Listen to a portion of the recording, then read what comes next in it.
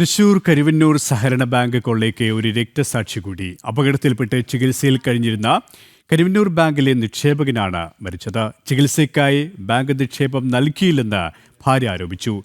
പറത്തുശ്ശേരി കോട്ടക്കകത്തുകാരൻ പൗലോസാണ് മരിച്ചത്. 2024 ഓഗസ്റ്റ് 28-നായിരുന്നു അപകടം. Bus സ്റ്റാൻഡിലെ lottery കടയിലേക്ക് രാവിലെ 7 മണിയോടെ വീട്ടിൽ നിന്നും സൈക്കിളിൽ പോകുമ്പോഴായിരുന്നു അപകടം. സ്വകാര്യ വ്യക്തി വളർത്തുന്ന നായ റോഡിലൂടെ പോവുകയായിരുന്ന പൗലോസിന്റെ സൈക്കിളിലേക്ക് എടുത്തു ചാടിയതിനെ തുടർന്ന് നിയന്ത്രണം വിട്ട് റോഡിൽ തലയിടിച്ച് വീണതിനെ തുടർന്ന് അബോധാവസ്ഥയിലാവുകയായിരുന്നു. തൃശൂരിലെ സ്വകാര്യ ആശുപത്രിയിൽ ചികിത്സ നടത്തിയെങ്കിലും സാമ്പത്തിക പ്രശ്നം മൂലം പിന്നീട് വീട്ടിലായിരുന്നു ചികിത്സ.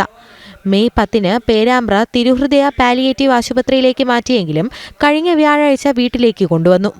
കരുവന്നൂർ ബാങ്കിൽ നിക്ഷേപമുണ്ടായിരുന്നെങ്കിലും ഭർത്താവിന്റെ ചികിത്സയ്ക്കാവശ്യമായ പണം ലഭിച്ചിരുന്നില്ലെന്ന് ഭാര്യ വെറോണിക്ക ആരോപിച്ചു. 4 ലക്ഷം ഡെപ്പോസിറ്റ് ഉണ്ടായിരുന്നു, ഓർഡിനറിയിൽ ഉണ്ടായിരുന്നു ഒരു 1.5 അടുത്ത്. സ്റ്റാഫൊക്കെ ഒന്ന് ആസ്പത്രിയിൽ കണ്ടപ്പോൾ 50,000 രൂപ ഒന്നിച്ച് തന്നിട്ടുണ്ട്. പിന്നെ 15 അല്ലെങ്കിൽ 20 അല്ലെങ്കിൽ 10 അങ്ങനെ തരും.